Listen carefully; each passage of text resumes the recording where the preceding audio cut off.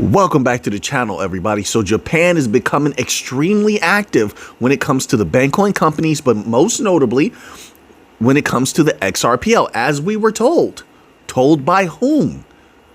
Yoshitaka Kitao of SBI, who we've been listening to for years, tell everyone that XRP would dominate in Japan. Not only that, Ripple is very deep in Japan itself, number one. SBI is deep in Japan. Both of them are pushing XRP everywhere.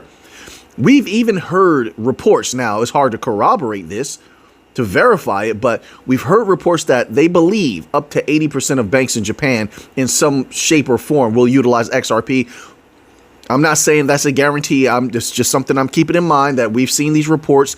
We've heard what Yoshitaka Kitao says about XRP being dominant, but still, they'll have to show me that. I need to see. Let me see a few banks roll in. We know that recently they rolled out the lending program, the XRP lending program for institutions. There's so many things going on. Then you had this thing happen the other day with this company. I don't know if it's called Gummy or Gumi, and they're doing what? Another company establishing an XRP reserve, or raising capital for one, right? But why is this happening? Why? What was it, or what is it that makes Yoshitaka Kitao and others so certain that Japan will not only utilize XRP to a large degree, but be dominated by XRP? What makes them say that? You see, when you answer that question, then now, once you know that, you need to apply that to Europe, the MENA region, England, the UK, United States. They all suffer from the same problems. And I've been saying this for a long time. China, put China in there also. Never forget the connections that we have with the Hong Kong Monetary Authority. Everything I'm saying, make sure you look it up. And if you like this type of content, take those powerful hands of yours like this, hit that like button a few times. But why? Why do I say they all have the same problems? Because some people just write that off, and they really shouldn't. Let me expose it all right now. Here we go. You ready? Listen to this, folks. And I'm telling you, there's something wrong with the global financial system. Whether it's the way I phrase it to you, doesn't matter how you derive or how you arrive at this point. It's the truth. No matter who tells you, we're all going to say it in a different way, in our own ways, but it's the truth. There's a problem with the fiat currency system. It's going down. It must evolve in order to survive. But what comes out on the other side will not be what once was. Everything that people knew, the whole SWIFT system and the old legacy system, the way they operate, it's over. That's why they're redoing all regulations. Listen to this, folks. The banks in Japan are facing a level of fragility that they've never seen before. Here, regional bank fragility, overcapacity. Who would think that's a problem?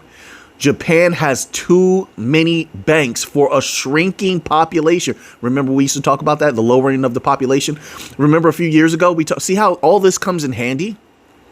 The population numbers, this is what they claim. What we read from research, the numbers were going down for the population, and to the point where at one point it was being reported, I don't know what's actually happening over there, that they were offering free homes or something like that to people to come live in Japan, or low-cost homes. It was something like that. I'm just going off the top of my head, right? That's how much of a problem that is. So you can see why too many banks will also be a problem here. Let's continue on. I'm just painting I'm giving a little bit of context, a little bit of background. Regional banks compete for a dwindling pool of borrowers, which drives lending margins razor thin. Let's keep going. Demographic drag. In rural areas, populations are aging and businesses are closing, leaving banks with fewer credit-worthy borrowers. Don't worry, we're getting something very interesting. But first, we need to go through these. We'll get there. Don't worry. Let's keep going. Let's keep going. Profit squeeze. With decades of ultra low interest rates, regional banks relied on bond holdings for income. Now, as yields rise, those bond portfolios are losing value. Interesting. I mean, this has XRP solutions written all over it, but let's keep going. Okay. Consolidation pressure. The government has quietly encouraged mergers, but local politics and pride often block them. Many small banks are essentially zombies, alive but not thriving. Interesting. Very interesting. Let's keep going. Interest rate risk, bond losses. Japan's banks hold massive amounts of Japanese government bonds. When the BOJ allows yields to rise, the market value of those bonds falls, creating paper losses. Sound familiar? Let's keep going. Balance sheet stress. Unlike U.S. banks, which face sudden collapses in 2023, that's what I always reference, SVB, Silvergate, etc. Japanese banks have more stable funding bases, but the same dynamic. Is that so? I wonder why they're not talking about those infusions. This is what we read about. Okay, this is what I'm just going by what I've read. Why aren't they talking about those value infusions? Huh? Stable, right? Sounds like just a different way to fabricate value out of thin air, pump it into a system. That's illusory liquidity. That's not real. That forms a bubble, and that bubble must pop because sooner rather than later, you need to remove that value, that fake value. And that becomes problematic. But, I mean, maybe I'm wrong. You can tell me that. What do you think? That's a problem. Let's keep going. Sounds like a problem DLT fixes. Through raising of liquidity, especially now that they're doing reserves. You think the reserves are just to make money off of? Or could they look, XRP has a utility. They can use that XRP any way that they want. You think that they might not build their own private blockchains on the XRPL that have nothing to do with Ripple, so they can utilize XRP how they please, and they could also use that to raise liquidity. They could all at one time just agree to drive that price through the roof if they really wanted to. Then they could draw on that liquidity, sort of like, this is what I was trying to convey before, like an independent FDIC type of thing. They don't have to wait on federal or any type of governmental entity or governmental backed propped up entity. They don't have to do that. They can actually do it for themselves by allowing XRP to do what it does. So you have thousands of businesses that want in on XRP, right? This is what they say. You have all these banks getting in on XRP. You have large asset managers like BlackRock, etc., interested in XRP. That price can go intergalactic. If it does, now they have the proper liquidity pool to support themselves and to play with, reallocate funds, etc. You see where this goes? Not to mention the solving of fragmentation, being able to move things here and there, like they have excessive amounts of homes, the population going down, there's homes just sitting there. They can fragment those homes, move that value on the XRPL for cheap at lightning speeds. You see, XRP solves a lot of these problems. But let's keep going. That's why Yoshitaka Kitao can be so confident that XRP is going to be dominant. You saw the article that came out recently, like the last 2 days, where Ripple is saying, how did they phrase it? They're building like a better privacy aspect to the XRPL. Who do you think that's for? That's for the banks, large asset managers, the BlackRocks of the world, the central banks, etc. They're getting ready. The reason they have to do that now is because they want to launch soon, or else they wouldn't have to do that now. They take their time. Something has sped up. It's getting things are getting faster. But did you see that? Look that up if you're not privy to that. I believe I have it somewhere. Bear with me. I just want to see if I have that, and I don't think I do. No, wait, I do. Ooh, I do have the article. Ripple plans privacy upgrades for XRP to drive institutional demand. It's not to drive. Listen, I get it. Article writer, that's going to get clicks and views. It's not to drive institutional adoption, although it probably will. It's for all those institutions they already have.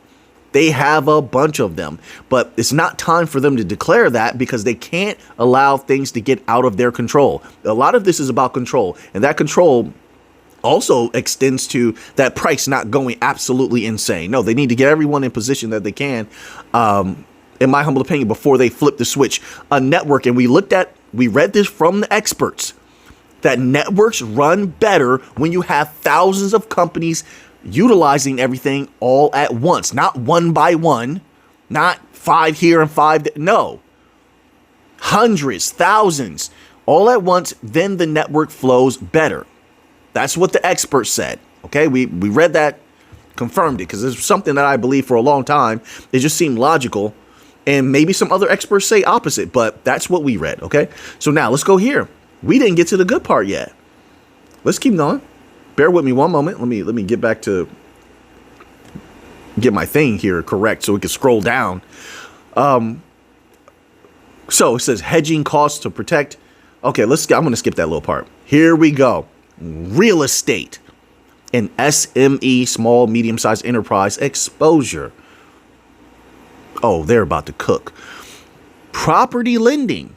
Despite weak demographics, urban real estate prices have risen and banks have leaned into property loans. If the market cools, defaults could spike. SMEs. Many SMEs survived the redacted only because of government support. As subsidies and loan guarantees fade. Wait, let me scroll up. There's something else I wanted to read about the real estate aspect. I believe I have it here. I believe it was here. And it was very similar to what United States is going through with real estate, especially commercial real estate. Okay, here we go. Here we go. It's under the section titled Bank Sector Pressures. Regional banks are especially vulnerable, it says here, in Japan.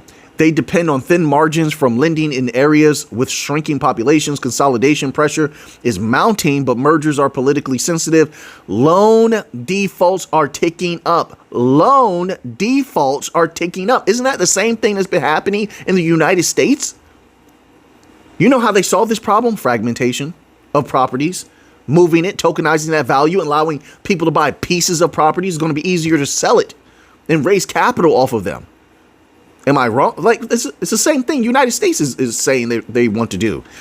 But anyway, let's continue. Loan defaults are ticking up, particularly among small and medium-sized firms that never fully recovered from the, that time period. They never recovered. Then it says here, look at this. Wait. Let me scroll down. Rising exposure to real estate lending is a concern as property prices have been climbing despite weak demographics. Okay, so they said the same thing. That's a problem. DLT solves it. This problem is happening all over the globe. Just some places is reported a little bit more than others. It's going to be interesting if we ever get our hands on certain information. And my mind immediately goes to China. Okay, mainland China. Let me clarify that, because Hong Kong and mainland China, although they're together, one China, they're really separate. They're really separate. Hong Kong has their own currency. They have their own system. They're very westernized, and mainland China is not. It's very different. But in mainland China, they've had this thing where they've built entire cities. And some of those cities, is what's being reported, are just, I know what they say about, the populations are high, but populations tend to want to live in good places. Like, they're going to congregate in the cities, and, there's so many beautiful cities in China. Everybody wants to live there. They don't want to live in some new place and give it a chance, and it's, way out in the middle of nowhere. So those places are empty, is what I'm saying. That's interesting. That's an interesting problem. All of these, major countries are experiencing real estate and commercial real estate problems. It's just, once again, some of them are widely reported on, some of them are not. But because, and this is why I was trying to convey years before, because everyone is following in each other's footsteps. They all walk the same, talk the same, dress the same. The West, the East, they all are following the same archetype. Well, if that's the case, then whatever hole is dug, they all will fall in it. That makes sense? Does that make sense? Monkey see, monkey do, monkey all over you. You know that? Remember that? That's a very childish way to convey the exact same message of what I was saying before. If you dig this hole and everyone's walking in the same direction, they all will fall in that hole. And that's what's happening right now. So DLT, this is why it's all the rage with tokenization, RWA. That's going to be heavy in Japan. That's going to be heavy in the United States. We're talking trillions of dollars. Now, once again, keep in mind, who is it that's said to that's going to dominate in Japan? Now, let me say this. They say XRP is going to dominate in Japan. Everything looks very good set up. They've got a bunch of banks they've been working with, financial systems they've been working with, financial leaders they've been working with, from Ripple to SBI. There was a few other companies. I can't remember their names off the top of my head, but you could, if you do a search, you're going to find them easily, I believe. But also Stellar is also there. I don't know what's happened over the years, but they were there. They have a presence. But XRP is the dominant factor there. So now let's go here. Okay. Let me see. I had something else. Keep your eye on Japan. Okay. There was something. I have more XRP news. XRP set to. Oh, yeah. So then we're seeing articles like this now. XRP set to dominate Asia's tokenized rewards market by 2026. Who's saying this? Let's find out. XRP is stepping into a larger role in Asia's digital economy by 2026. Reports say the token could become the backbone of reward tokenization. If it makes that price go up, so be it. Like I'm positive and for anything that makes that price go up. I'm here to make some value. I don't know about you. Not financial advice. It continues, changing how people use and spend digital assets across the region. Jesse from Apex Crypto Consulting recently discussed Ripple's growing partnerships in Japan. Yeah, that's what I mean. That's sort of what we were just discussing, only in a more obtuse way, I'll say. I'm not worried about the company so much, unless we want to look into their financials. I'm more interested in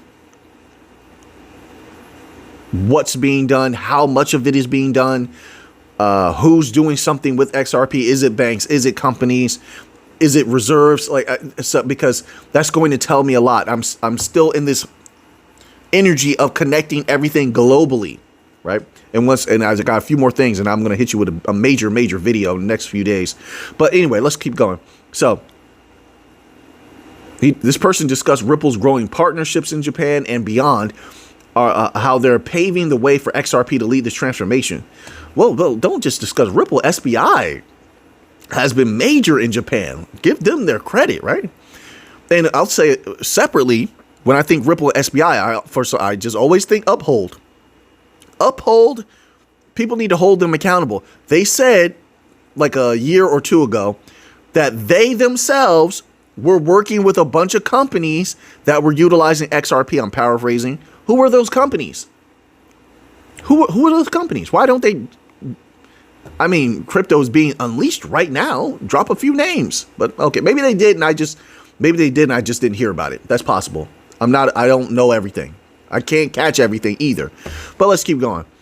It says the biggest move came from SBI Ripple Asia. Okay, so they are talking about SBI. A joint venture between Ripple and SBI Holdings. The group has signed a deal with Tobu Top Tours, one of Japan's largest travel companies. Excellent.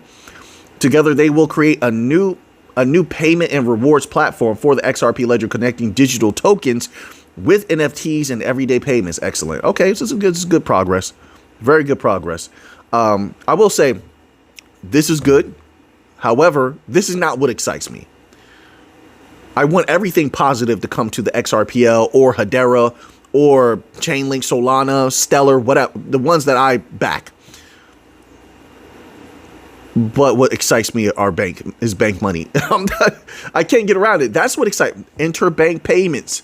Then after that, RWA tokenization. Folks, we're talking trillions. This is, if you're keeping up with those, that's when, and once again, not financial advice, my humble opinion, I only speak for myself. That's when you're starting to expect a massive explosion.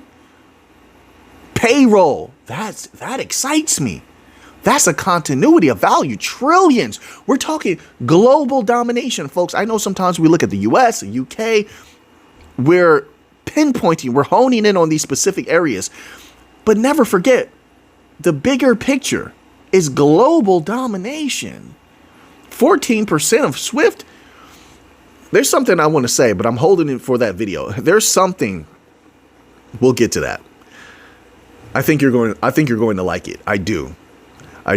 There's so many mysteries here, folks. This is a treasure trove. This time period is a treasure trove of information. That's why every other day we're uncovering something new or delving into something a little bit deeper and finding things we didn't know before, looking at things in ways that we didn't perceive before. Let's go here. Okay, so let's leave that there. I want to get a little bit of Bitcoin news in today. So here we have a little bit of gold, silver, and Bitcoin news all together. Okay, this is coming from Yahoo Finance. This article is titled "Bitcoin, Gold, and Silver Surge as Run It Hot Policies Fuel Flight to Safety." Is that so? It says here, gold, silver, and Bitcoin surged on Monday as investors sought a hedge against rising debt and political uncertainty in developed markets. Gold futures neared $4,000. Let me say that again. Gold futures neared $4,000. Holy smokes. I told you I love gold. I told you. And I think it can go higher. I know that sounds wild, but the catalysts remain. Meanwhile, Bitcoin jumped about 2% to touch a fresh record north of $125,790 per token. Bitcoin is looking very, very good, in my humble opinion, folks. All right. The market action highlighted the so-called, quote, debasement trade, unquote, which refers to investors shifting into assets to guard against what they see as the erosion of fiat currencies. Is that so? You sure about that? I don't understand that. With the immediacy of what's happening now based on this, if this is accurate, if this is true, I don't agree with this. If people are worried about erosion of fiat currencies, it says here, value from inflation, they would have begun this years ago, as many of us did. There is an overall problem with fiat currencies. It just, and it's very expansive, that I believe that anyone with a keen eye would have begun getting deep into gold years ago. Not financial advice. I'm just saying, this is my personal thoughts. I only speak for me. But they would have been getting into gold to protect their value a long time ago. And I think I don't see any way around that. There's other factors at play here. Hence why gold is at $4,000. Now, Bitcoin is a little bit different. I think a lot of this here with Bitcoin is just sheer, it's like a smoke screen. They're using this to get into Bitcoin, run that price up. It's probably going to dip a little bit soon. They'll take a little bit of profit. There's players in the game that are short term. They're still here. They're never going to go away. So I think that'll dip down a little bit. They're using this situation to their advantage a bit, but the catalyst for Bitcoin are very, very strong. Their strength is at an all-time high. Strength. So I think Bitcoin will go much, much higher in the future. Much higher. These prices we see today are going to be nothing in the future. We're going to look back and say, wow, Bitcoin was that low? Yeah, I think so. I think that's how it'll be. But let's continue on here. So value from inflation, heavy government spending, and mounting debt financed by money creation.